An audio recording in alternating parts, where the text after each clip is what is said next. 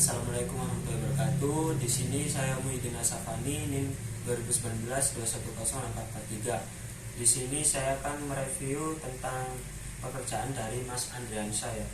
Yang di sini untuk customer perspektifnya dalam indeks kepuasan pelanggan, ini rata-rata indeks kepuasan pelanggan 4,5 dari skala 1 sampai 5. Dan untuk besaran targetnya di sini 4,5 dan capaiannya meningkat ke 4,75. Dan bagaimana menurut Mas Andriansyah bisa mencapai dari yang besaran targetnya 4,5 ke 4,75? Dari saya pribadi ya, saya bekerja itu menerima semua kritik dari customer, dan semua kritikan tersebut akan kita cari solusinya. Dan untuk sikap kami terhadap customer itu tidak hanya transaksi hanya jual beli, tapi kita juga melakukan keakraban atau lebih mendekatkan diri kepada pelanggan agar pelanggan tersebut itu tetap memakai produk kita daripada produk pesaing. Dan untuk yang kedua di sini ada peringkat top brand ya. Di sini dalam targetnya ini peringkat ketiga dari 5 peringkat top brand. Dan untuk besaran targetnya di sini ada 3, dan untuk capaiannya di sini menurun ke 2,0. Menurut Mas Andre bagaimana bisa menurun untuk top brandnya di sini?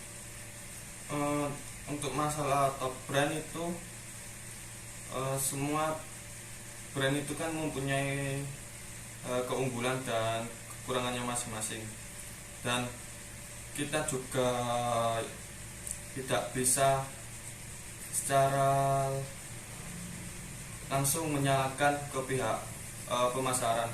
Jadi mungkin langkah saya untuk mendekatkan diri itu kurang kepada pelanggan, sehingga pelanggan itu tidak menyampaikan kelebihan kita dari mulut ke mulut, sehingga masyarakat yang belum mengenal produk kami itu tidak menggunakan produk kami. Dan yang di sini ada untuk financial perspektifnya. Di sini dalam surplus pendapatan ya. Untuk uraiannya di sini surplus tercapai sebesar 15M. Dan untuk besaran targetnya 15,0 lalu menurun pencapaiannya 14,0. Itu bagaimana untuk Mas Andre? Kok bisa menurun? Untuk pendapatan ya? Iya. Untuk pendapatan itu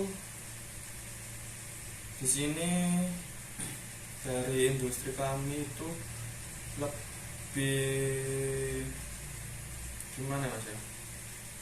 Lebih mengutamakan kualitas produk dari yang sudah dibuat oleh kami, sehingga mungkin keterlambatan produksi kami sehingga itu sebagai kritik atau hal yang tidak disukai pelanggan, sehingga ada kekecewaan kepada kami, karena kami kan juga harus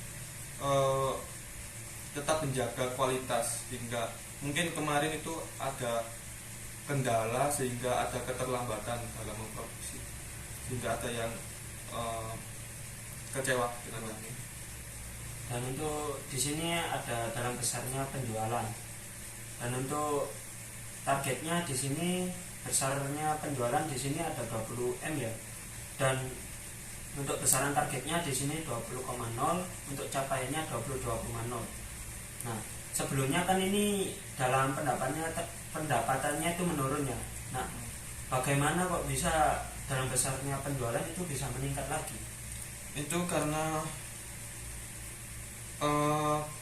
kami itu mempunyai produk yang sudah lebih kapasitas di gudang, sehingga kami harus menjual produk kami itu menggunakan, bisa dikatakan promo, bisa dikatakan diskon, sehingga ada, saya kasih contoh yaitu beli 1 gratis 1. Itu mungkin terlihat murah, tapi di sisi lain itu hanya diskon 50% seperti itu. Jadi keuntungannya itu atau pendapatannya itu lebih sedikit, tetapi penjualannya itu meningkat karena diskon itu tadi, promo itu tadi. Dan di sini yang ketiga itu ada internal bisnis proses perspektif.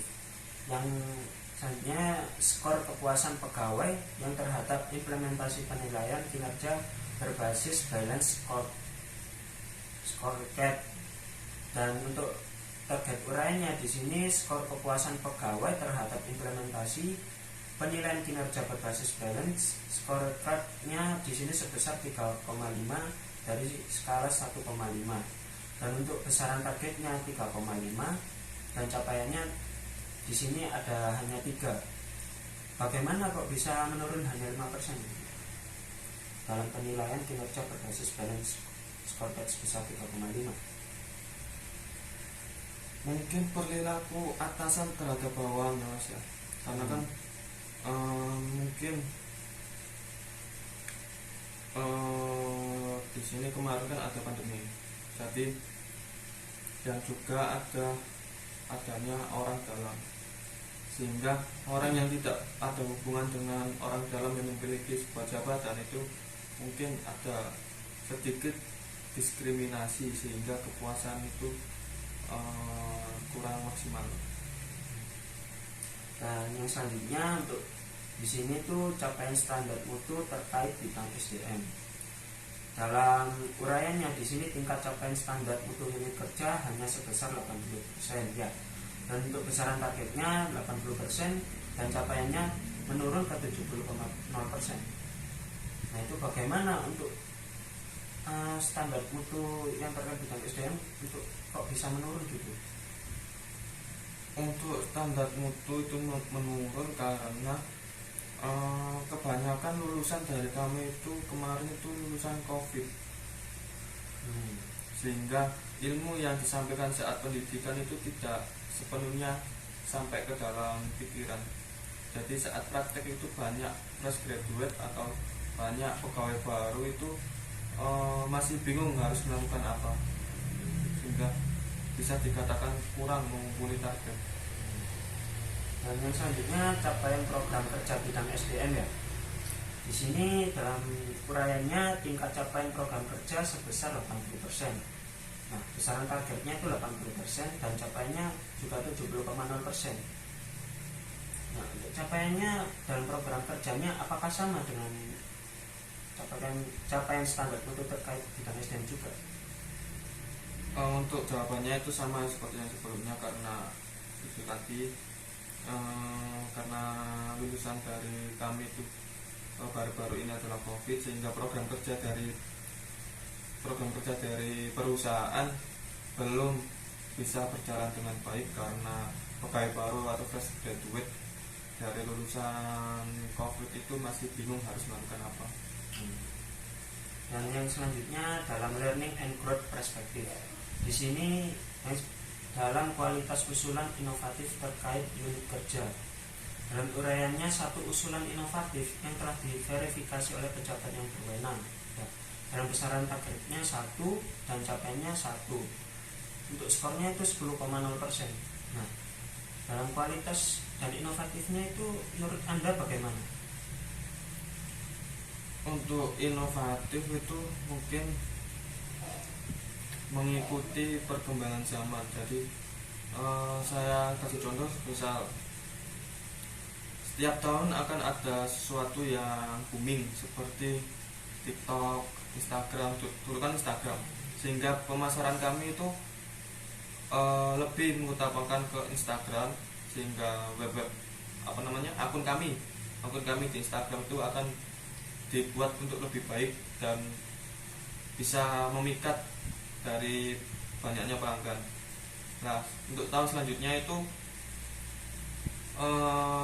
berubah boomingnya itu di TikTok, sehingga kami harus membuat yang dulunya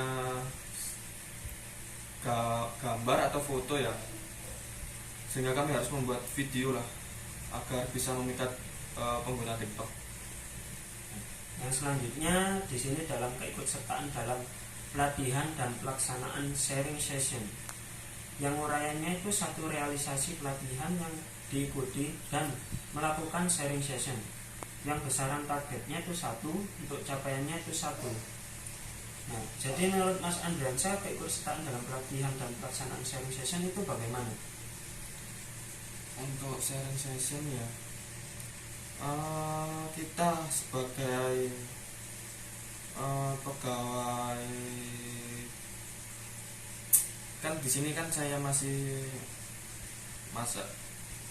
belum sampai 5 tahun bekerja, sehingga senior kami itu memberikan pengalamannya bekerja di perusahaan tersebut, sehingga kami tahu apa yang harusnya dilakukan dan tidak dilakukan, sehingga kesalahan itu bisa diminimalisir. Oke. Jadi dalam capaian KPI dari semua yang sudah dijelaskan oleh saya dan Mas Andriansyah, di sini dalam totalnya itu ada 94,6% ya. Dan untuk kategori kinerja di sini tuh ada good atau 80% sampai kurang dari 100%. Untuk kelebihannya di sini disiplin, motivasi kerja tinggi, berpartisipasi aktif dalam setiap kegiatan yang diselenggarakan perusahaan. Ya, mungkin itu saja. Terima kasih Mas Andriansyah. Ya. Assalamualaikum warahmatullahi wabarakatuh.